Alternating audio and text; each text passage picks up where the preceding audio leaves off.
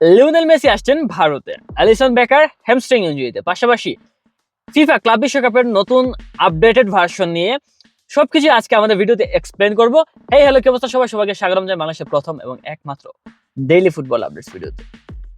Daily football updates আর daily football নাই, ইদানিং late হয়ে গেছি। তো সবকিছু বাদ দিয়ে দেরি না করে শুরু করা যাক আজকে আমাদের ডেইলি ফুটবল আপডেটস। প্রথমেই লিওনেল মেসি আগামী ডিসেম্বর মাসে, সামনের বছর না, এই বছরের ডিসেম্বরে ভারতে তার চ্যারিটি বলতে পারেন, চ্যারিটি অর্গানাইজেশনের মাধ্যমে সে ভারতের কয়েকটা সিটিতে ভিজিট করবে, পাশাপাশি সেখানে কিছু চ্যারিটি ম্যাচ খেলবে। ওইটা ফুটবল ম্যাচ, তবে চ্যারিটি, পাশাপাশি অনেক সেলিব্রিটি লাইক বিরাট কোহলি, ধোনি এবং গুঞ্জন আছে আমাদের সাকিব আল হাসানকেও উক্ত মানে ম্যাচের মধ্যে ইনভাইট করার পরিকল্পনা আছে অর্গানাইজারদের। অ্যান্ড এইটা নিয়ে লিওনেল মেসি আজকে তার অফিসিয়াল ফেসবুক পেজের মধ্যে কনফার্মেশন দিয়েছে যে সে আগামী ডিসেম্বরের মধ্যে ভারতের মধ্যে আসছে। সো বাংলাদেশে যারা আছেন, যারা ভারতের ভিসা অলরেডি নিয়ে রাখছেন, আশা করি আপনারা সবাই হয়তো ম্যাচটা দেখার চেষ্টা করবেন, বিশেষ করে মেসি ভক্তরা। অ্যান্ড আনফর্চুনেটলি আমি সৌদি আরবে থাকায় ওইখানে আমার যাওয়ার পসিবল হচ্ছে না। ইনশাল্লাহ মেসিকে আমি সৌদি আরবে দেখবো আবার। So going on to our next news, Alisson Becker last champions লিগের যে ম্যাচ ছিল গ্লাটাসারের বিপক্ষে লিভারপুলের, ওই ম্যাচের মধ্যে সে হ্যামস্ট্রিং ইনজুরিতে পড়ছে। অ্যান্ড হ্যামস্ট্রিং ইনজুরি সাধারণত প্লেয়াররা প্রায় 2-3 মাসের জন্য মাঠের বাইরে থাকে, তবে লেটেস্ট আপডেট অনুযায়ী আমরা জানতে পারছি যে অ্যালিসন বেকার অ্যাপ্রক্সিমেটলি লাইক 6 সপ্তাহের জন্য মাঠের বাইরে থাকবে, উইচ ইজ লাইক 1.5 মাসের মতো আর কি মাঠের বাইরে থাকবে। এবং ব্রাজিল ফ্যান, পাশাপাশি লিভারপুল ফ্যানদের জন্য একটা দুঃসংবাদ, অনেক বড় দুঃসংবাদই। তবে ব্রাজিলের আরো ব্যাকআপ আছে। অ্যান্ড বর্তমানে আপডেট অনুযায়ী 1.5 মাসের যে টাইম স্প্যান আছে, আগামী নভেম্বরের যে ইন্টারন্যাশনাল ব্রেক আছে, নভেম্বর তো ইন্টারন্যাশনাল ব্রেক আছে না, তার আগ পর্যন্ত সে মাঠে ফিরতে পারছে না। So sad news for both Liverpool and Brazil fans. I hope সে খুবই দ্রুত রিকভারি করুক এবং মাঠে ফিরে আসুক, কারণ কোনো প্লেয়ারই অ্যাজ এ ফুটবল ফ্যান কোনো প্লেয়ার মাঠের বাইরে থাকুক এটা আমি কখনো চাই না। ইনজুরি একটা প্লেয়ারের ক্যারিয়ার ধ্বংস করে দেয়। And going on to our next news, Ibrahima Konate and লিভারপুলের যে সিচুয়েশন, লিভারপুলের মধ্যে ইব্রাহিমা কোনাতের কন্ট্রাক্ট এক্সটেনশনের একটা সিচুয়েশন চলতেছিল। মোটামুটি পুরা ফুটবল বিশ্ব ধরে নিয়েছিল যে ইব্রাহিমা কোনাতে তার কন্ট্রাক্ট এক্সটেনশন করবে না, এবং রিয়াল মাদ্রিদের সাথে যোগসূত্র থাকার কারণে হয়তো সে আগামী ট্রান্সফার উইন্ডোতে, মানে জানুয়ারি না, আগামী সামার ট্রান্সফার উইন্ডোতে সে ফ্রি এজেন্ট হিসাবেই রিয়াল মাদ্রিদের মধ্যে যোগ দিবে। তো এটা মোটামুটি ধরে রাখা হয়েছিল। অ্যান্ড ইব্রাহিম কোনা থেকে লিভারপুল থেকে অনেক কন্ট্রাক্ট অফার করা হচ্ছিল, বাট সে একের পর এক কন্ট্রাক্ট রিজেক্ট করে যাইতেছিল। বাট রিসেন্ট আপডেট, আজকের লেটেস্ট আপডেট অনুযায়ী ইব্রাহিমা কোনাতে সম্ভবত লিভারপুলের মধ্যে থেকে যেতে পারে, কারণ লিভারপুল তাকে নতুন একটা কন্ট্রাক্ট অফার করছে লং টার্ম, আই থিঙ্ক 4 বছরের, পাশাপাশি স্যালারিও হাই দিয়ে। তো লিভারপুলের পক্ষ থেকে অনেকটাই কনফিডেন্স আছে যে ইব্রাহিমা কোনাতে এইবার তার কন্ট্রাক্ট রিনিউ করবে। তো ফাইনাল সিচুয়েশন আগামী সামার ট্রান্সফার উইন্ডোর আগে আমরা দেখতে পারবো যে ইব্রাহিমা কোনাতে টু লিভারপুল হয় নাকি ইব্রাহিমা কোনাতে টু রিয়াল মাদ্রিদ হয়ে যায়। And most probably if Real Madrid আপনার এই সিচুয়েশনের মধ্যে আছে, তার মানে এখানে কোনো একটা ক্যাচাল আছে, লাইক এমবাপে যেরকমটা পিএসজির সাথে করছে, ওই রকম সিচুয়েশন ইউজুয়ালি রিয়াল মাদ্রিদের সাথে হয়েই থাকে। সো এটা আজকে আর নতুন কিছু না। অন্যদিকে কন্ট্রাক্ট এক্সটেনশনের যে কথা যেহেতু আমরা বলতে আসি, আমাদের পরবর্তী খবর, আমরা সবাই হয়তো জানেন যে নিকোলাস জ্যাকসন চেলসি থেকে এক সিজনের লোনে উইথ 16 মিলিয়নের একটা ফি, লোন ফি, 16 মিলিয়ন একটা লোন ফি দিয়ে নিকোলাস জ্যাকসনকে চেলসি থেকে বায়ার্ন মিউনিখ এক সিজনের লোনে সাইন করে। সো আজকে আমি ঘাটার সময় দেখতে পাইলাম যে বায়ার্ন মিউনিখ নাকি নিকোলাস জ্যাকসনকে পার্মানেন্ট নিজেদের দলে রেখে দেওয়ার চিন্তা ভাবনা করতেছে। আই মিন নিকোলাস জ্যাকসন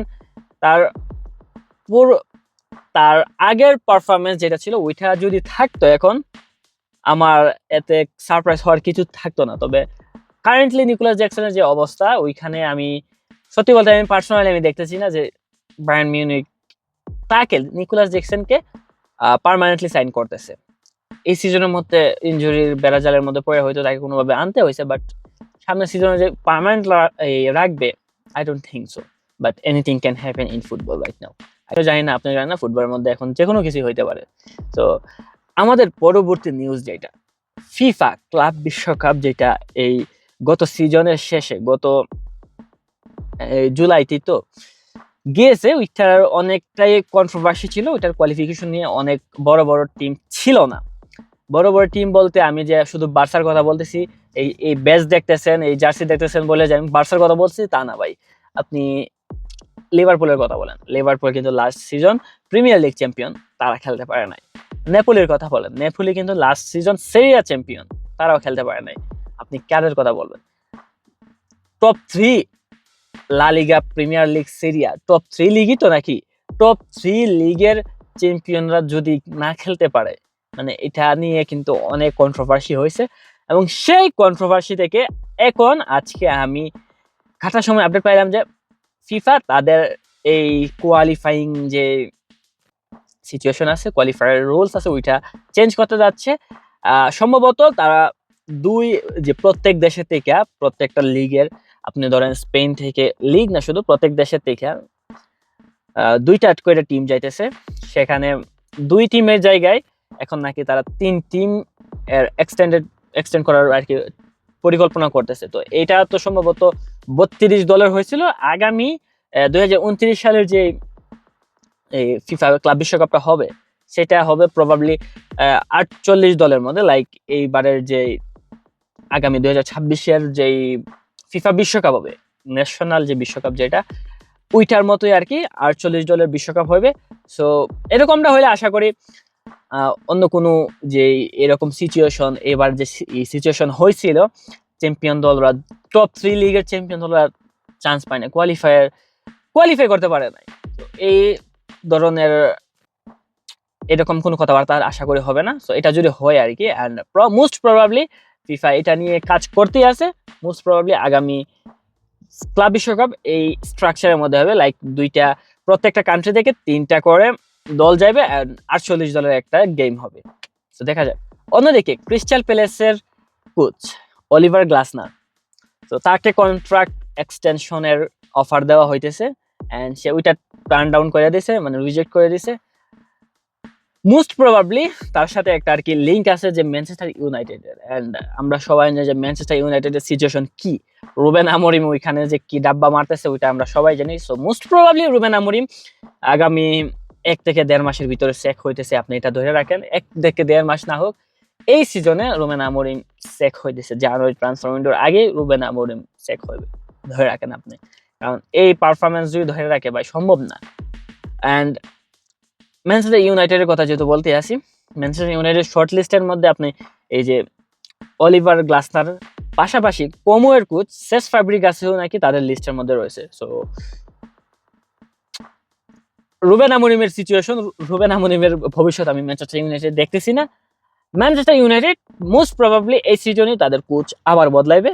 তো এটা আপনারা ধরে রাখেন, লিখে রাখেন, কারণ এটা মানে ধরে আনে ভাই, এরকম পারফরমেন্স যদি একের পর এক দিতে থাকে রুবেন আমরিম, কি এক্সকিউজ দিবে? এই সিজনে আর কোনো এক্সকিউজ দেওয়ার মতো নাই। এত সাইনিং আমরা বার্সা সাইন করছি কত 27 মিলিয়নের, আর রুবেন আমরিম কত পাইছে?